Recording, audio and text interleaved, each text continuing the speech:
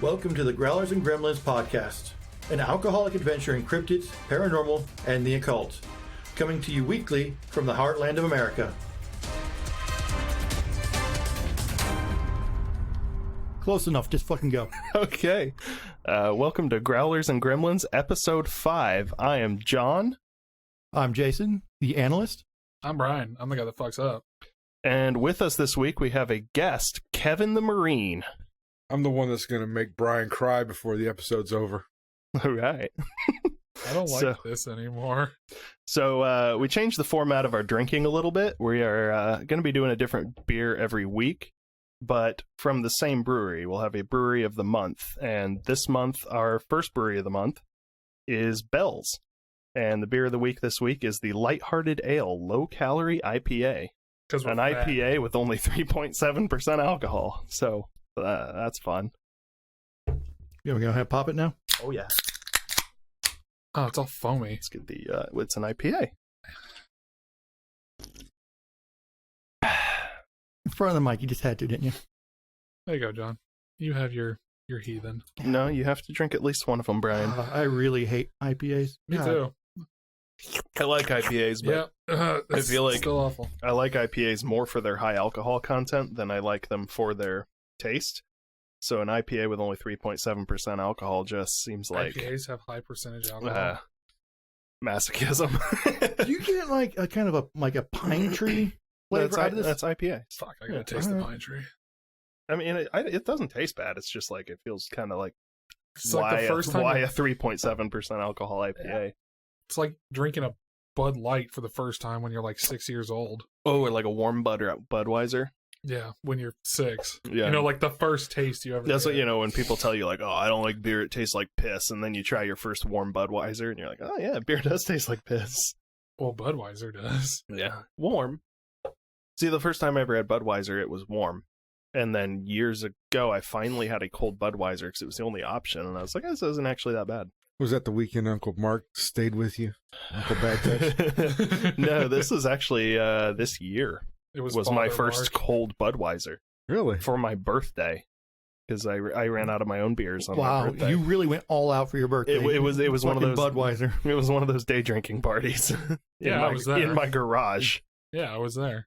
It was Brian hilarious. was there. I ran out of my own beers pretty quickly, and I brought a 24-pack of Corona, and you were like, no. that party ended up wrapping up at like 9:30 because everybody drank so much early in the day. But Yeah.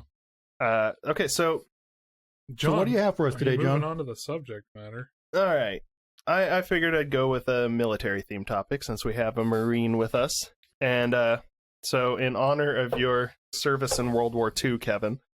I wanted to talk about. Would you stop? Which one was yours? This one is mine. Are you sure? Switching my beers around.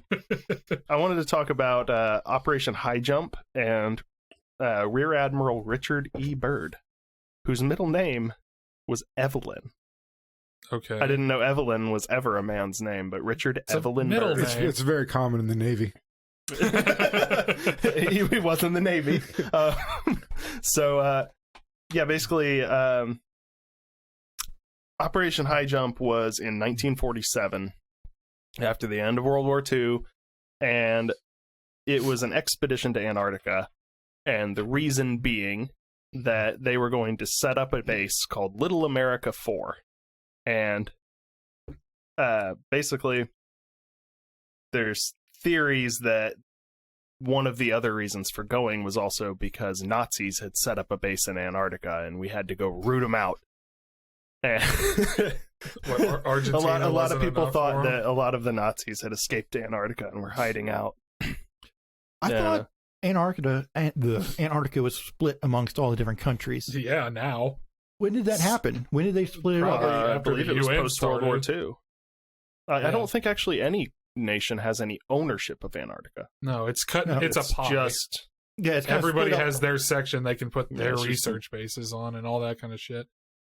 But nobody technically owns. That's why they Yeah. can't go down there and drill for oil or anything. but the fashion of the time was to put a military base there, and Nothing says I own this like a gun. Yeah, exactly. That's the best way to get away with saying I own this.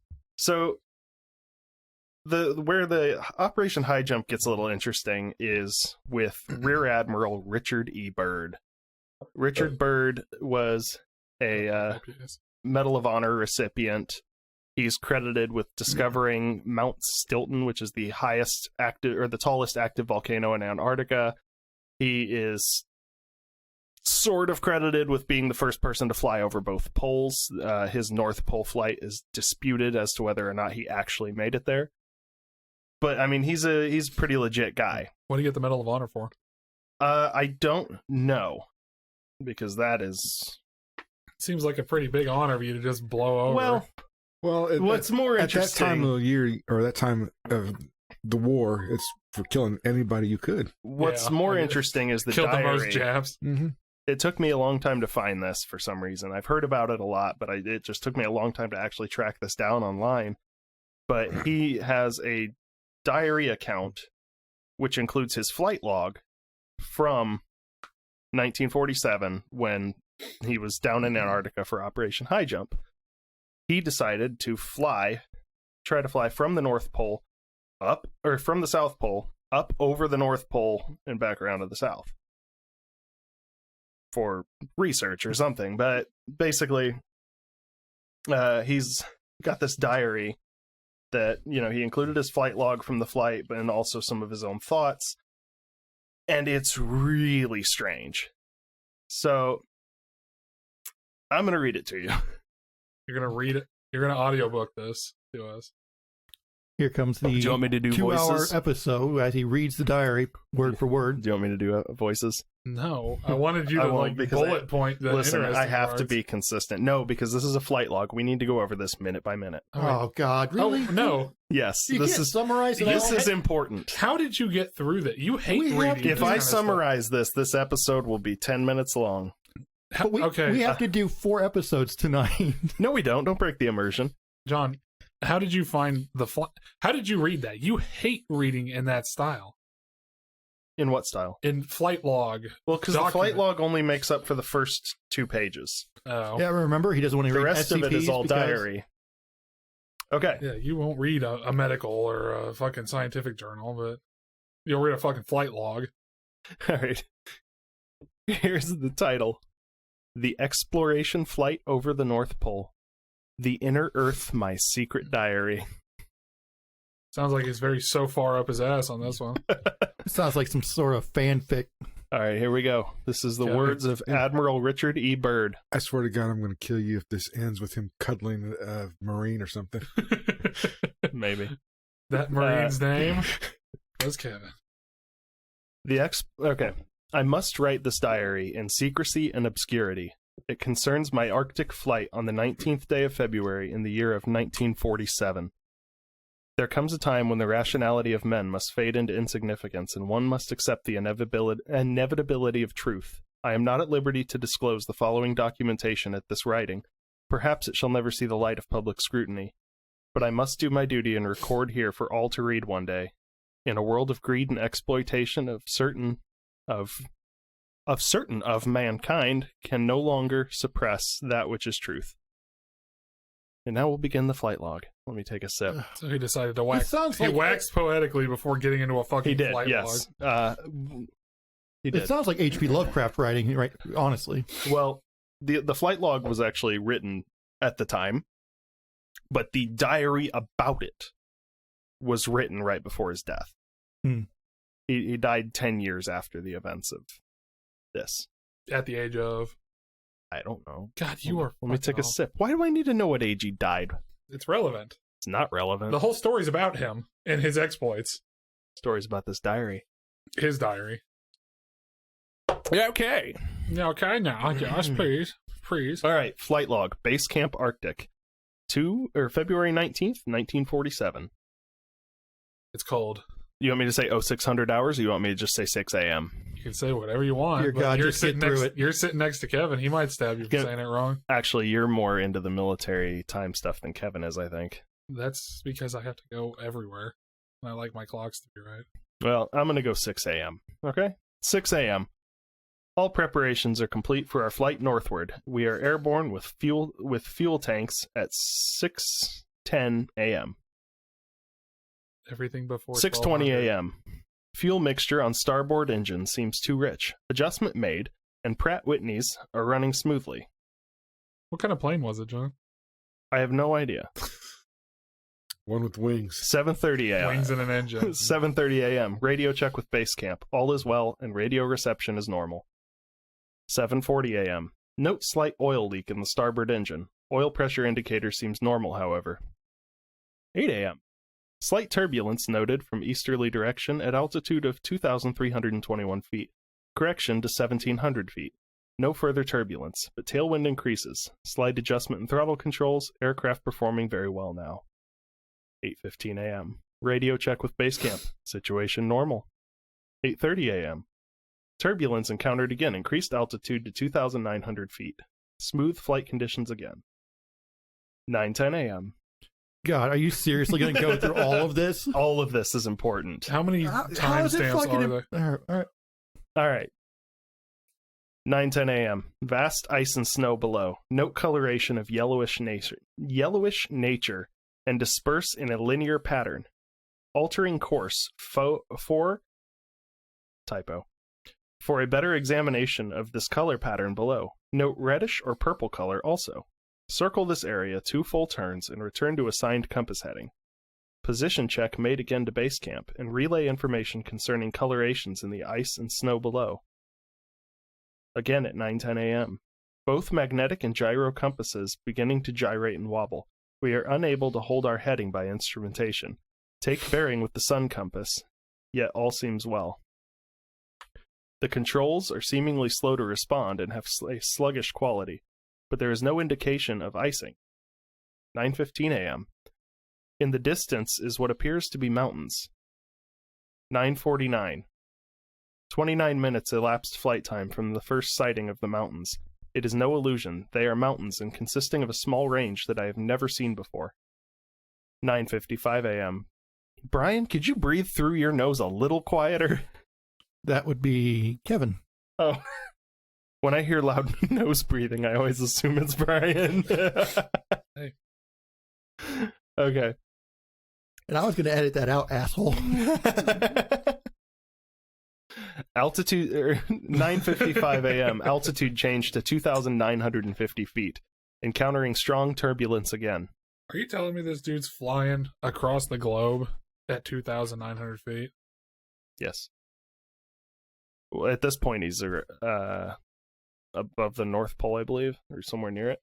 10 a.m. Seems stupidly low. We are crossing over the small mountain range and still proceeding northward as best as can be ascertained. Beyond the mountain range is what appears to be a valley with a small river or stream running through the center portion. There should be no green valley below. Something is definitely wrong and abnormal here. We should be over ice and snow.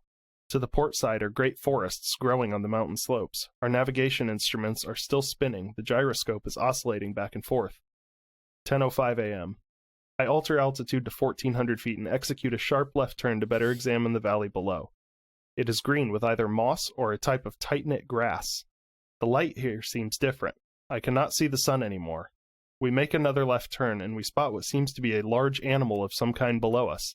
It appears to be an elephant. No, it looks more like a mammoth. This is incredible, yet there it is. Decrease altitude to 1,000 feet and take binoculars to better examine the animal. It is confirmed. It is definitely a mammoth-like animal. Report this to base camp. 10:30 a.m. Encountering more rolling green hills now. The external temperature indicator reads 74 degrees Fahrenheit. Continuing our heading now. Navigation instruments seem normal now. I am puzzled over their actions. Attempt to contact base camp. Radio is not functioning. 11:30 a.m. Countryside below is more level and normal, if I may use that word. Ahead we spot what seems to be a city. This is impossible. Aircraft seems light and oddly buoyant. The controls refuse to respond. My God! Off our port and starboard wings are a strange type of aircraft. They are closing rapidly alongside. They are disc-shaped and have a radiant quality to them. They are close enough now to see the markings on them. It is a type of swastika. This is fantastic. Where are we? What has happened? I tug at the controls again. They will not respond. We are caught in an invisible vice grip of some type. 11:35 a.m.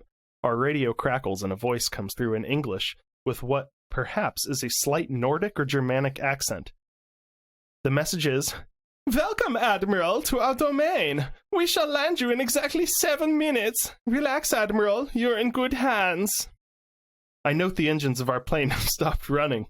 The aircraft is under some strange control and is now turning itself. The controls are useless. Another radio message received. We begin the landing process now, and in moments the plane shudders slightly and begins a descent as though caught in some great unseen elevator. The downward motion is negligible, and we touch down with only a slight jolt. 11:45 a.m. I am making a hasty last entry in the flight log. Several men are approaching on foot toward our aircraft. They are tall with blonde hair. In the distance is a large, shimmering city pulsating with rainbow hues of color. I do not know what is going to happen now, but I see no signs of weapons on those approaching. I now hear a voice ordering me by name to open the cargo door. I comply. End log. What the ever-loving fuck did you just read? That is the official flight log from Admiral Byrd's flight over the North Pole. And when did he get forced to retire? Yeah, I'm going to say, at what point did he get altitude sickness and imagine this happening when his co-pilot took over? That's the end of the flight log because he left the plane after they landed. Here's the rest. From this point, I write all of the following events here from memory. It defies the imagination and would seem all but madness if it had not happened. The radio man and I are taken from the aircraft, and we are received in the most cordial manner. We were then boarded on a small platform-like conveyance with no wheels. It moves us toward the glowing city with great swiftness. As we approach, the city seems to be made of a crystal material.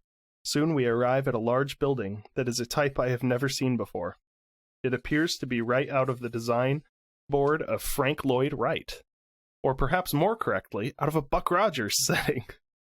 We are given some type of warm beverage which tasted like nothing I have ever savored before. It is delicious.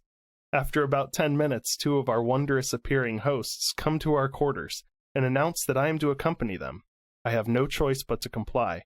I leave my radio man behind, and we walk a short distance and enter into what seems to be an elevator. We descend downward for some moments, the machine stops, and the door lifts silently upward. We then proceed down a long hallway that is lit by a rose-colored light that seems to be emanating from the very walls themselves.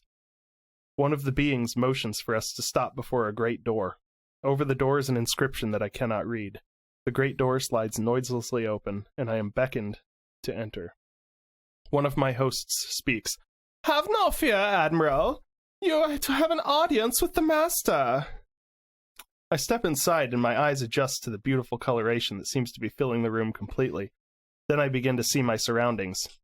What greeted my eyes is the most beautiful sight of my entire existence. It is in fact too beautiful and wondrous to describe. It is exquisite and delicate. I do not... Sorry. Is it Hitler in a dress? No, I don't know, but when it was saying that is the most beautiful sight, it is exquisite and delicate, I was thinking Brian's penis. Sorry. I think the word you're looking for is microscopic. And it starts so soon. Okay. I'm so glad to be here.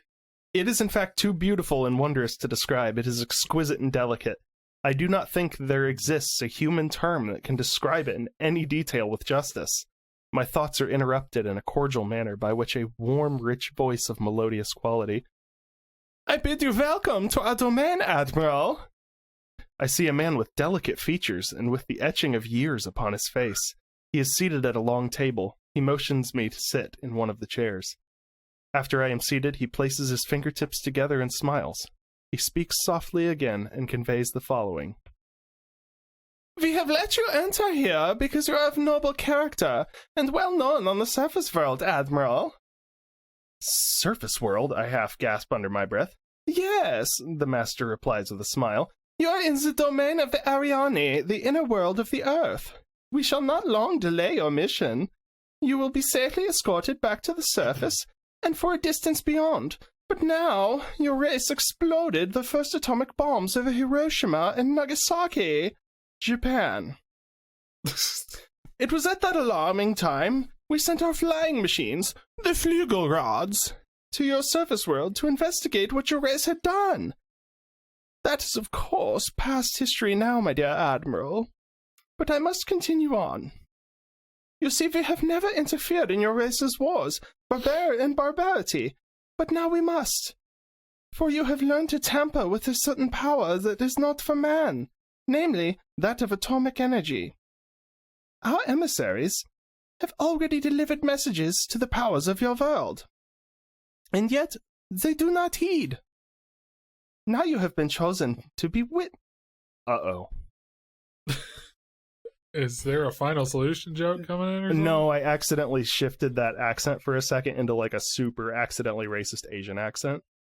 I don't know if anybody caught that, but for a second that slipped. I thought you just did a poor German accent. It slipped from Nordic to Asian. And you were bad. never Nordic. You were hardly Germanic. Well, I was.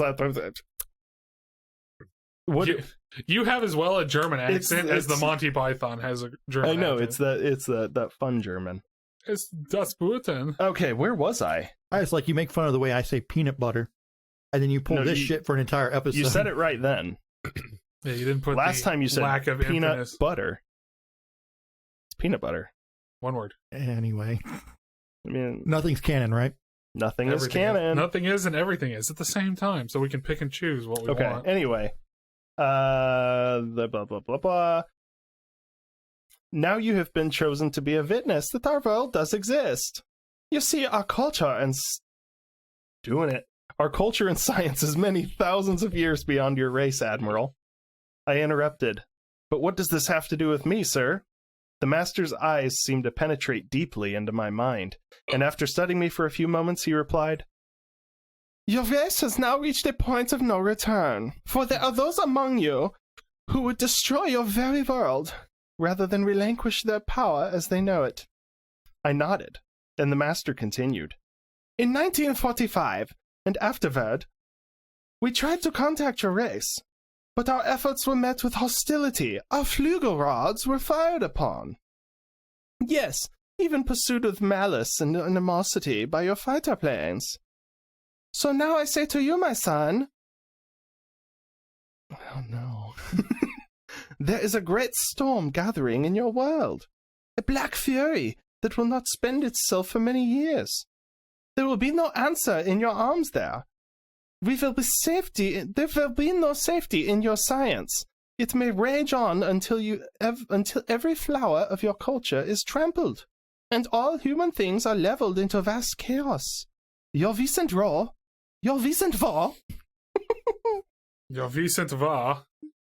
was only a prelude of what is yet to come for your race.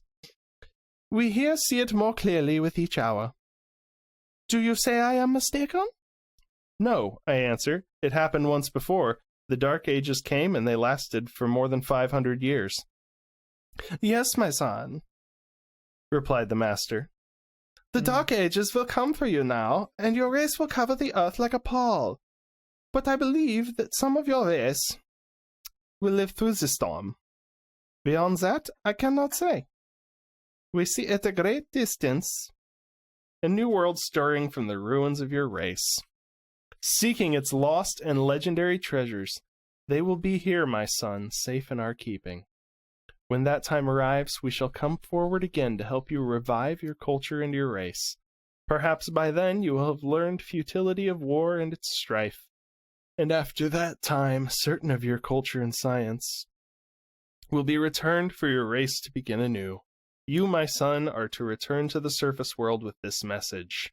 With these closing words, our meeting seemed at an end. I stood for a moment as in a dream, yet I knew this was a reality, and for some strange reason I bowed slightly, either out of respect or humility. I do not know which. Anyway, he continues on with this weird experience, and then he returns home and basically is debriefed and told never to speak of this again. Probably because of the propaganda war and how bad that looks. It's the Ariannis. They live secretly under the ice. Did they yell Sieg Heil when he was walking out of the throne room too? Probably. No. He just read the log to you. I know. We know what, we know. What I'm thinking happened here Who's this guy again? I forgot the fucking name. It's been so long. Rear Admiral Richard Evelyn Byrd. Oh, I looked it up. You want to know what he got a Medal of Honor for? What's that? He proved that a plane from 1926 could fly over the inhabited part, from an inhabited part to an inhabited part, over the North Pole and come back. And it is still disputed on whether or not he actually made it Yeah, there. Calvin Coolidge gave him a Medal of Honor for that. Mhm. It's like, I get neat, probably not worth it. So, was this some kind of crazy alien race that was living inside of the Earth in the North Pole? This sounds like a guy that went crazy in Antarctica. Was this a Nazi base? And went home. What it sounds like to me is oxygen deprivation. Yeah? Like he just fucking fever dream of all the things he knew already. Frank Lloyd Wright, and Buck Rogers and all that stuff just kind of combined in his head while he's in this delirious state. Flew too high or something, and sure, he thinks it happened. Did this supposed to take place during his flight from Antarctica over the Arctic and back? Yeah. Okay, he was drunk. Was he the only one flying in this plane? He was not the pilot. He was the commander. Exactly. So what was he doing? He was sitting in the back drinking Jack Daniels. He was probably sitting in the back of a super fortress with no bombs in it, being bored out of his mind as everybody else did their jobs. And hey, Captain, they hit like day 2 of this flight, if even. And they went, God, that commander, that Rear Admiral, God, he's fucking annoying. Let's just kill the pressure in the plane. Everybody put your masks on. And we'll just see what he does. Get a laugh out of it. Yeah, I mean, it really doesn't. I mean, it sounds like a combination of things he already knew. I mean, this Crystalline City sounds just like Oz, like Wizard of Oz bullshit. What year did the Wizard of Oz come out? Fuck if I know. It was in the 40s, wasn't it? No, actually, I think it was like 30s, 38. Yeah, so it was the Emerald City. Yeah. But it was rose-colored. Right, still, but crystalline structures. When I think about obviously I don't think the movie would have been out yet. Flash Gordon, Buck Rogers serials. What really makes this whole thing interesting is 1939. It's not really in his character to make up this wild and crazy thing. That's and remember it his entire life and write this journal right before his death. You said he wrote it before his death. What was his state of being before his death? I don't know. I don't know what killed him, but I mean the flight log exists from the time of the flight. It's the account of meeting with the Arianni after they had stopped his plane that was written 10 years later. This really sounds like just accidental cabin depressure, and he just lost his fucking mind. He got teased too much by the Marines. The reports from this mission are all classified still. His debriefing, everything, it's all still classified. Probably because it makes the Navy look bad. So we don't know what the official reports are. Did he tell this whole story right after, or did he make it up 10 years later?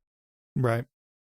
I mean, what if there really is a secret magic Nazi base inside the North Pole? If the Nazis were so good that they could build a city hidden in the North Pole, why the hell didn't they win the war? Wait a minute.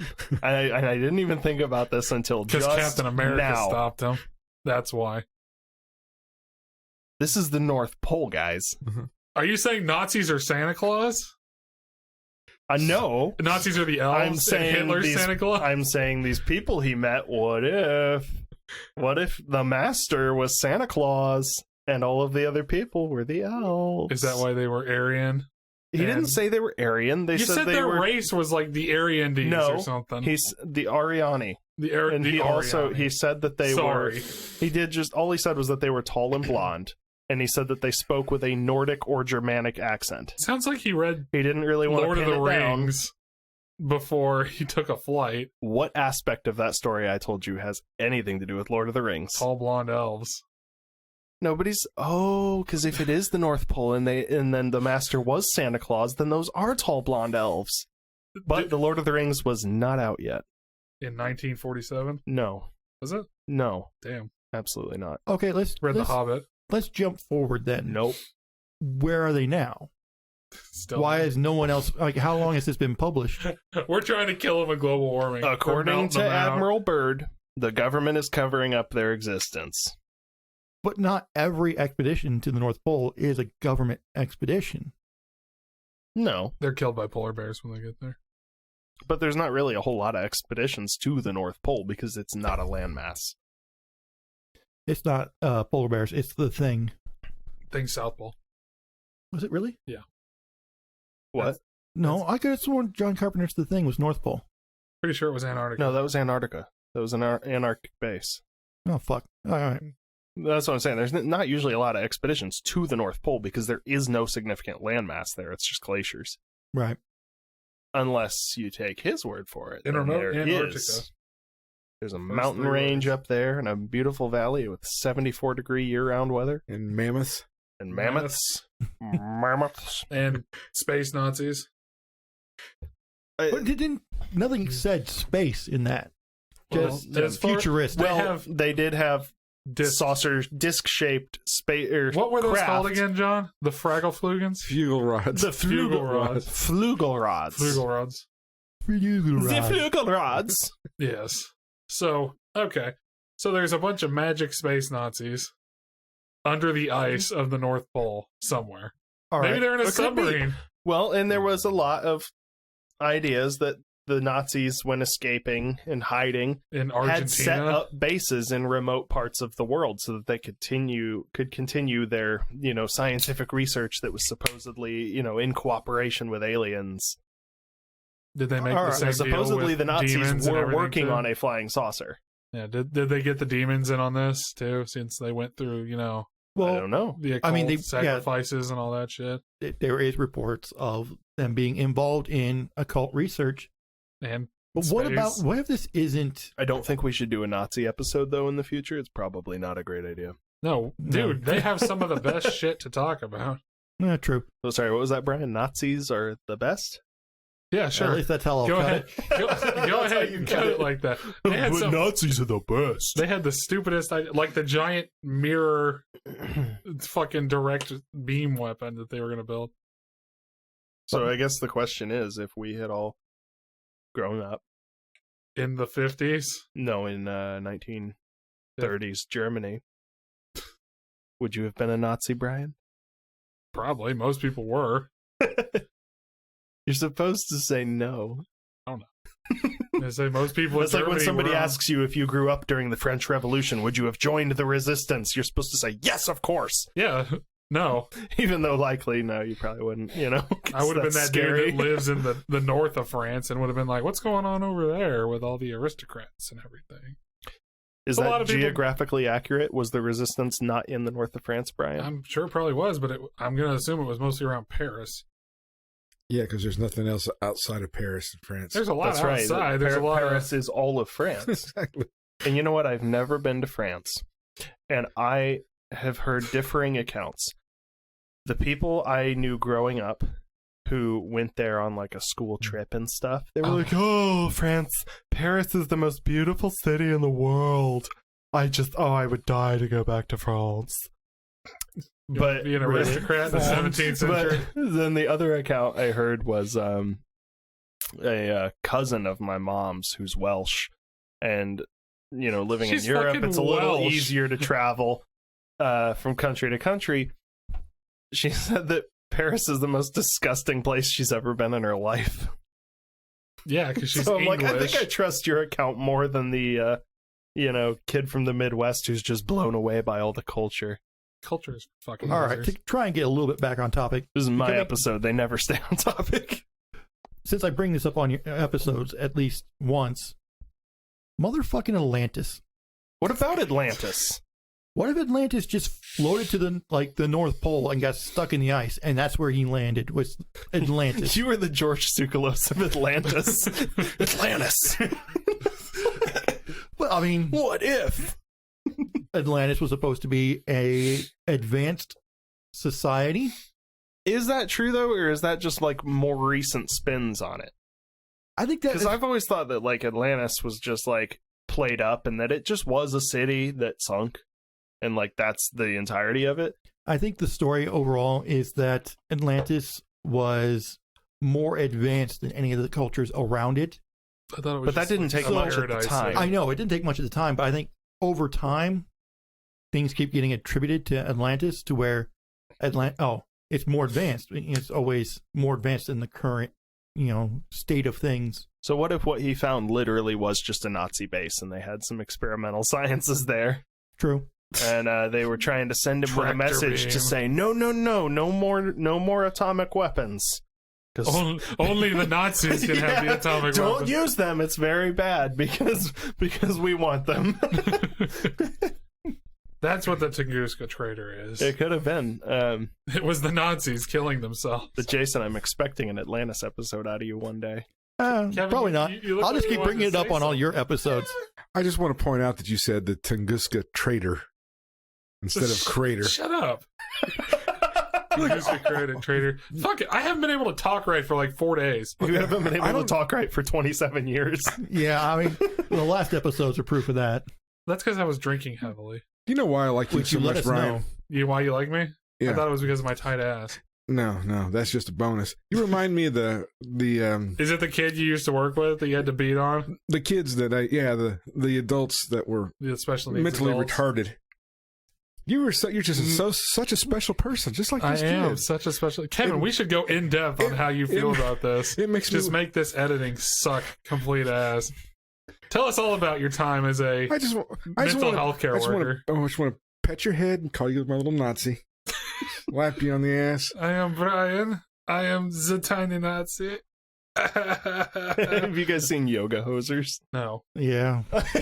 Unfortunately. I want to see it. Yeah, very much so. I want to see it. 'Cause That movie, man. That movie just stuck with me forever because of just the constant wunderbar from the little, what did they call them? The Bratzies? I never... The little sausage Nazis. I haven't seen that one. We saw Tusk and we were like, well, we're Yes. going to see it. Tusk And was then I never awesome. got to see it because they never put it in theaters around here. I don't remember how I watched Yoga Hosers. I don't know if it was on a streaming service or It was on Pix. I don't know. On what? Whatever that stolen thing is. Plex? Whatever. Plex is totally legit. It is not stolen. Yeah, that's why I watched 1917 with Chinese subtitles. Plex is a all the legitimate thing. The library that we access on Plex may not be so above board. time. Yeah, that's why there's so many with Chinese subtitles. True. Well, you need to learn that language. I don't want to learn Mandarin. I want to learn Japanese. No, the Chinese are taking over, man. No, they're too small to take over. He wants They're too small. Yeah, they're too small. Aren't they the second largest country in the I'm world? not talking about population density. I'm talking about physical size. Oh, you're being racist. No. I'm being general. They will come here and they'll be like, you are generalizing because yeah. Yao Ming. They're gonna get over here and be like, why do you guys have so many restaurants and fast food and you guys just eat all the fucking time? We can't, they'd be sitting there with their Why are AKs. they all so fat? They're gonna go up and try to like round up people and they're gonna be like, fuck, these guys, they're poking you with the AK and they're like, they're not moving. What the fuck? My dad had to go to China for work back in like 2003 or 4, and everybody stared at him because he was the fattest man in China. He's almost the fattest man in Brownsburg. Almost. But it is hard to get fat under communist rule. Yeah. Social credit system. You're fat. You're losing credit. You can't buy food anymore. Although they did have a serious problem with obesity in children in China. I Yeah. watched a documentary on it years ago. Yeah, it's called the butterball epidemic. Yes. because of the rule of like one child per family. the whole child got to eat all the food. No, it's just because it was their only child, they spoiled the living hell out of it. Yeah. And so it's all these little like spoiled fat little kids that they like now it's an epidemic. They don't want to It's so cute though. move out of their parents' house. They're going to live in their basement with their body pillow. Like, Why do you look at me when you say that? Because we've seen your body pillow. You've never seen my body pillow. That big protein-filled bag of... that's the funny From thing about DNA. like obese children is that it's sad because you know it's setting them up for failure in life and like poor health, but at the same time obese children are so cute. Like, Yeah, until they hit about you know what I 5. mean? Like when you get a really pudgy puppy. Well, yeah, it's like, oh, they're so fat and cute until they hit about 5. It's like, kid, you knock it off. 2020's made us all pudgy puppies. Dude, I'll blame 2020. I got on a freight scale the other day. I literally pounds. can blame 2020. No, you can't.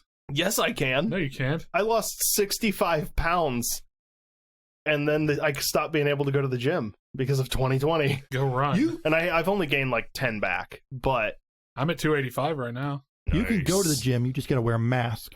And I cannot work out in a mask. I can't do it. I will die.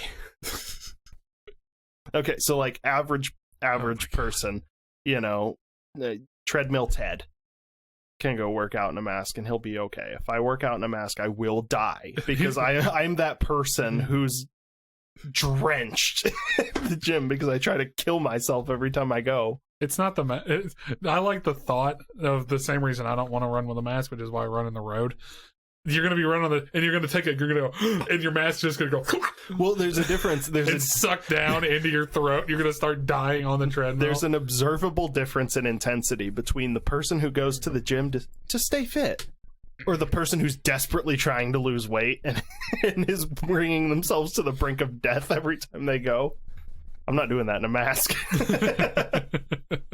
I will say this. If furries can copulate in their costumes of theirs, you can work out in a mask. You can call that whatever you want. That's hardly sex. Yeah, I don't. They're doing it with a strap on half the time. How would you know, Virgin? Why are you no! doing this? Oh Kevin. no! It's been brought to light on the internet. Kevin,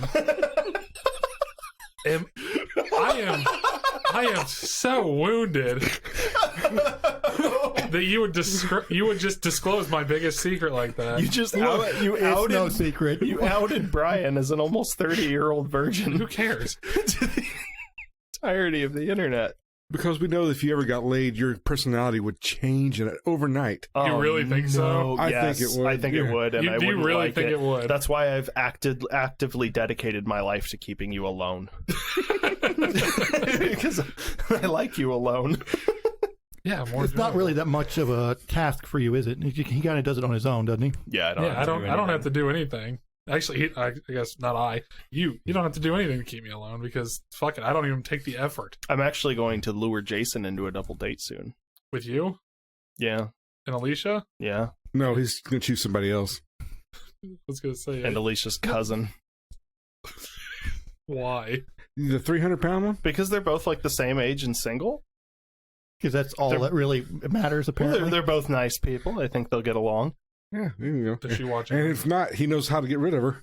I actually don't have any idea what any of her interests are. No, I just know she's nice. just like every girl you've ever tried to show me, Well, I tried to set you up with one girl one time. and it was the biggest, No. biggest fucking mistake No, of your it life. wasn't. This was a great idea because this girl was very nice, and she was totally normal looking. And So why would you inflict Brian upon her? She wanted to meet him because like she was single and she really wanted to find somebody.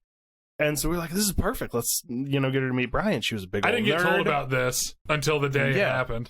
She was There was no prior acknowledgement on my part. She was a big old nerd, so I was like, all right, this is perfect. So I had them both over for some party that was going It was on. your sister's graduation. It was my sister's graduation, and she made the grave mistake of mentioning Doctor Who. Repeatedly. So Brian did not open his mouth the entire day. Brian would not speak to this girl just because she liked Doctor Who. What's wrong with Doctor Who, It Brian? was the intensity of which she spoke Doctor Who about sucks. Doctor Who. Just put a little light on the end of her vibrator, tell her it's a sonic screwdriver. You'll She have probably does. This girl was fucking. get a scarf wrapped around your mouth. Hide that destruction right up there, and you'll be good. Kevin, You'll be good. you are making me sound and look like a terrible human being. Look, I can't help what nature did to you. All right, Kevin, you did this to me. I barely touched you. By the way, I should take a moment to mention that we do have new recording equipment, courtesy Why of is that relevant? Well, 'Cause you they haven't noticed paid that for it we yet. do sound a lot better than we did in our last 4 episodes. Well, And our new recording equipment. before you say that, we haven't actually heard what the recording sounds like yet. Not yet, but we sound pretty crispy in my ears. And our new recording equipment is courtesy of our sponsors over at Kmart. Kmart, love where you live. Kmart? The I thing that just- hasn't existed around here for... It exists in all 12 our years. memories. I got a DS there for $60 before it closed. No.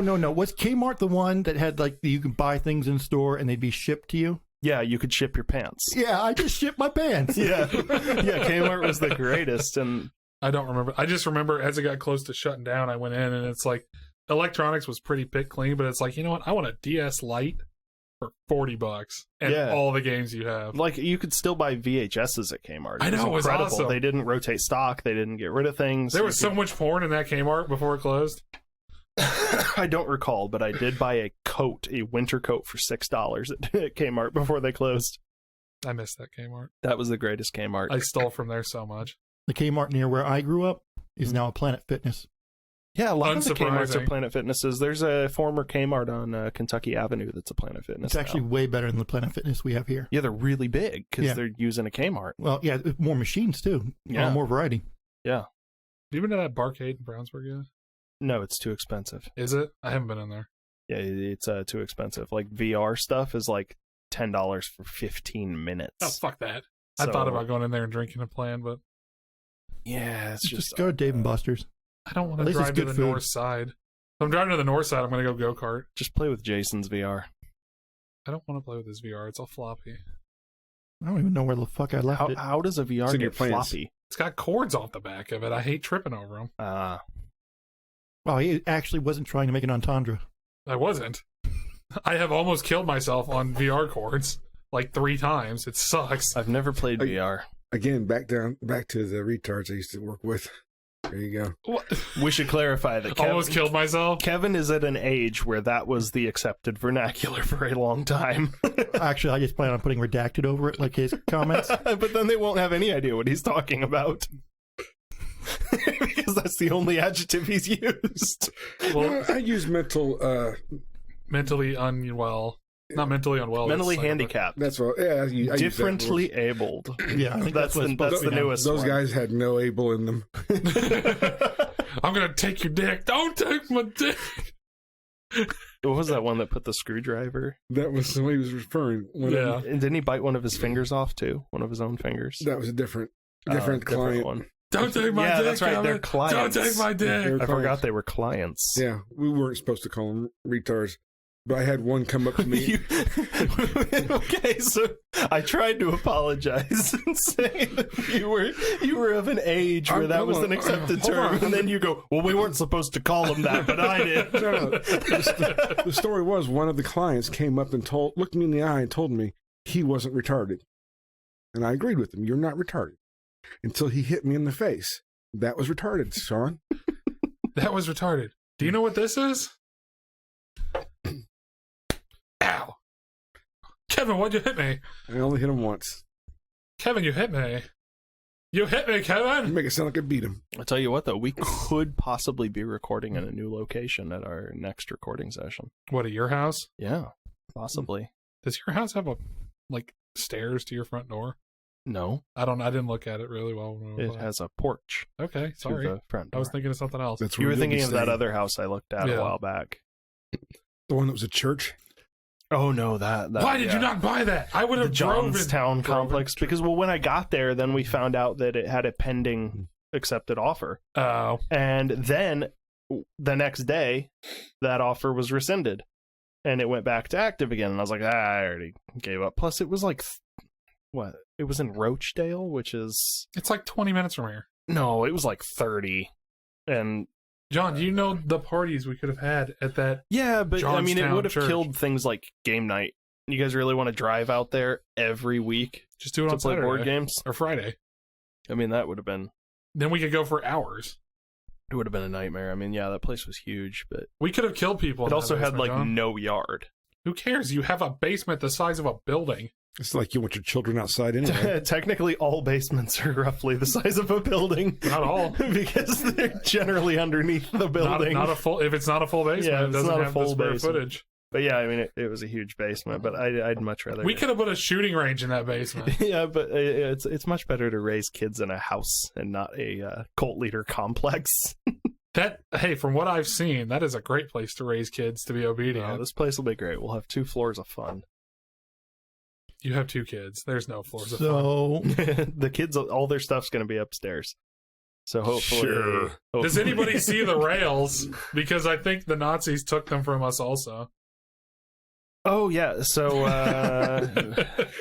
anyway, though, that the story of Admiral Byrd is actually what leads a lot of people to believe in Hollow Earth theory. That there is an entire You're gonna other start another world theory? inside of our world. 50 minutes into your episode of bullshit. John, have you You know seen... what? Fine, it's over. No, John, have you seen Godzilla, King of the Monsters? Yes. That's not. That is a Hollow Earth theory video. That's not. Yes. Godzilla is Hollow Earth canon. Yep. No, I'm just saying that is nothing like the theory. That is just like No, it is. Hollywood bullshit. No, Yeah, it is. Godzilla is Hollow Earth. It's definitely Hollow It Earth. has nothing to do with the space Nazis. Maybe they worship Godzilla. I mean, they Well, built somebody temples. did build that temple down there. Yeah. Yeah, Godzilla did because he was lonely. What do you call... Okay, so an extraterrestrial is something from outside of this Earth. What do you call something from inside this world? A subterrestrial?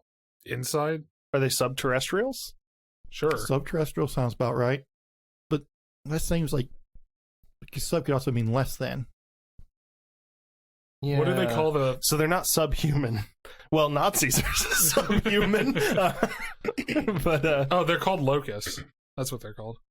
you know, not Gears of War. Hey, it works. It is. Well, I guess if we- It's describing the exact kind of species you're trying to... No, because these are big, tall, blonde, very delicate and exquisite people. Okay, elf locust, whatever. I really just need a button to cut his mic whenever we. I'll tell you what. Yeah, Though. it's right here. You want me to just pull it right now? I'll tell you. Fucking no. want me to I'll just- tell you what though. What if it is the elves? Well, What does that make? Does that mean the elves are like serving the Krampus, It's the Drow. the Drow? you're talking like World of Warcraft. No, I'm talking like D&D. The Drow. That's pretty much universal when you say Drow. They're No. all pretty much the same thing. No, Unless you're talking about Skyrim Drow, because those No. are fucking monsters. talking about subterranean elves. The John. Drow. No. Yeah. Yeah. Santa is just like freakishly tall compared to Well, everybody. Let's not get too deep into I don't the know how Santa. tall is Tim Allen. Let's not get too deep. How tall is Kevin? This is the second time you've brought up the Santa Claus, by Kevin the way. is a Santa Claus. But no, My- let's my save some of the children's- Santa stuff because some- we have a special Christmas episode. Well, planned. yeah. But I mean, my daughter's very first picture with a Santa Claus, Kevin, was that Santa Claus. Was he? Yes. Are you fucking for real? No, he's got a really nice Santa suit. No, I'd rented it for one of my wife's parties. Yeah, it was I like a dressed as really Santa. nice one. Okay. He looked good. Yeah. I want to be a Santa when I'm old because it just. Until you can learn to grow a mustache, it probably ain't going to happen. He's gonna be Amish Santa. Not for anything creepy. I just think it'd be nice to be a Santa. I love Christmas and like, Dutch Santa. everybody loves Santa. I had an uncle that was a Santa for a long time. He was the eye patch, no legs Santa. What? Don't you look over here, you son of a... Well, Kevin, you'll be the no legs Santa someday. No, he's gonna have it. It's just gonna be rotting and pegged on. But no, my great uncle was the official Santa Claus for the there was this Christmas parade in Northwest Indiana every year, which is also seen in the movie A Christmas Story. Oh my god! That big parade. Who'd have Right. fucking He thought? was the Santa Claus for that parade for years, and then in later years he was the eye patch Santa. Then he was the peg leg eye patch How did he become the Santa. peg leg eye patch Santa? Diabetes, just like Kevin. Every time you say that, you make my foot hurt. Don't worry, he's got the spot on his wall at the new Sorry, house I where he's have gonna a- put your leg, I've got the goof. and we're stuck in a room with you. But to be fair, I do not have it anymore. I'm not contagious anymore. Bullshit. No, I am not. Technically, it's 10 days from Yeah, we don't care. from the onset of symptoms John, is we when don't you're care. clear, or 24 hours with no fever. John, we don't care. And I Kevin am is already on 10 death's days door. out You are and about 8 days submitting since into I've this? had a fever. you're submitting Kevin to death. You're the reason. Thank God. My We're- dad is I love- diabetic and he got the coof. But this is Kevin. Yeah, Kevin's like super diabetic.